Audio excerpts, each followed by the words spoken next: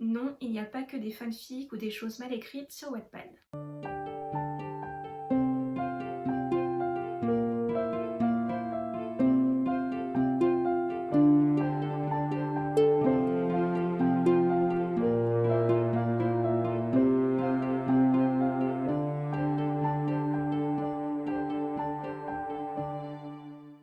Bonjour amis des livres, c'est la chaîne du Cactus qui lit et aujourd'hui pour conclure ce mois de l'auto-édition, je vais vous présenter les lectures qui m'ont marqué sur Wattpad. Et pour commencer, je vais vous présenter une auteure que je suis vraiment contente d'avoir découverte grâce à cette plateforme et c'est Béatrice Opter, une auteure très prolifique.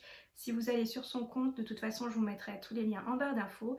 Eh bien vous verrez qu'elle a vraiment pas mal d'histoires de publier. D'ailleurs j'enrage un peu de ne pas lire aussi vite sur écran que sur papier, car j'aurais vraiment aimé découvrir déjà toutes ces histoires. Mais bref, passons. Béatrice Opter est une auteure de fantasy, de fantastique, de science-fiction, de steampunk.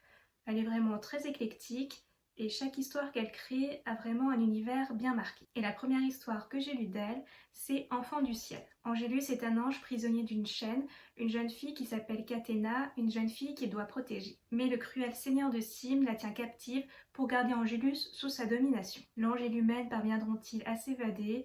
Parviendront-ils à trouver l'espoir d'un meilleur avenir? Une histoire d'ange donc, ça ne pouvait que me plaire. Mais il n'y a pas que ça, les descriptions dedans sont vraiment très belles, les personnages très attachants, une histoire douce mais aussi philosophique qui pousse à la réflexion, bref, une très belle pépite. La deuxième histoire que j'ai adorée de Béatrice Opter, c'est Spiritus Mundi, une sorte d'organisation secrète avec des enquêteurs qui mènent des recherches sur le paranormal. L'histoire se passe en Angleterre au 19e siècle, mais dans le tome 1, l'enquête les emmène dans un quartier chinois, donc j'ai beaucoup aimé l'ambiance asiatique. Et dans le tome 2, je ne sais plus, mais je crois qu'ils vont en Écosse. Je n'ai lu que le début pour l'instant, mais le duo de personnages fonctionne vraiment très bien. Entre le flegme britannique de John Young et le caractère emporté d'Adria, j'ai hâte de découvrir où tout ça va les emmener. Enfin, la troisième histoire que j'ai lue de Béatrice Opter, c'est Les Trois Empires, l'héritage des exploreurs. Alors là, on change complètement d'ambiance.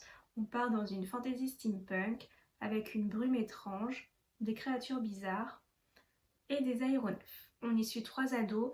Pour l'instant, j'aime moins la fille que les deux autres, mais leurs destins vont vite s'entrecroiser. En plus, j'ai beaucoup aimé la cité où se déroule l'histoire dans ce tome 1. Elle est toute en verticalité et dans les étages du bas, ce sont des étages qui sont abandonnés. Ils ont rajouté des étages par-dessus pour vivre, au-dessus de la brume, ce qui fait que la ville est donc à moitié abandonnée, à moitié délabrée et en même temps à moitié moderne et habitée. Donc j'ai beaucoup aimé ce mélange, ce contraste, ça fait vraiment très steampunk. Donc voilà pour Béatrice Opter. Et des recherches que j'ai fait, elle n'a pas l'air d'avoir été publiée quelque part et je trouve ça bien dommage parce qu'elle a vraiment beaucoup de talent. Les deux prochaines auteurs dont je vais vous parler à présent ont, elles, en revanche, été publiées chez une maison d'édition. Et je vais commencer par Kaylin May. Elle écrit plutôt dans le genre fantastique, horreur, avec des romances homosexuelles.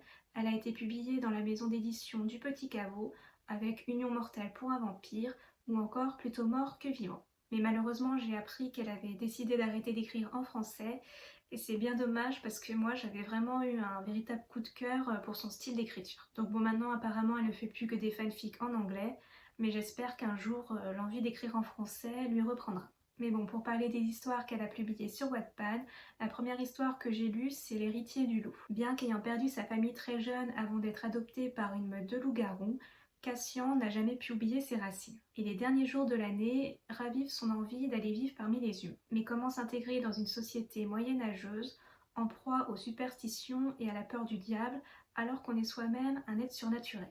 Une histoire de loup-garou sous fond d'inquisition. J'avais beaucoup aimé le personnage de Cassian. La fin est pleine de mystères, mais bon, comme elle implique une suite, je ne sais pas si on l'aura un jour. Après, une deuxième histoire que j'avais commencé à lire, c'est Le Roi des Tréfonds. Pour l'instant, je n'en suis qu'au début, donc je ne pourrais pas en dire grand-chose, mais ça a l'air d'être un peu un délire à l'actu parce qu'il y a l'air d'avoir des monstres avec des tentacules. Mais pour un petit résumé, donc on a Julien, un étudiant gay en rupture avec sa famille, n'a plus un sou en poche. Donc quand il a l'opportunité d'aller faire le gardien sur une île bretonne, il ne s'interroge même pas sur le salaire très généreux. Mais après tout, surveiller un lieu désert en plein hiver ne doit pas être si compliqué, ni si dangereux.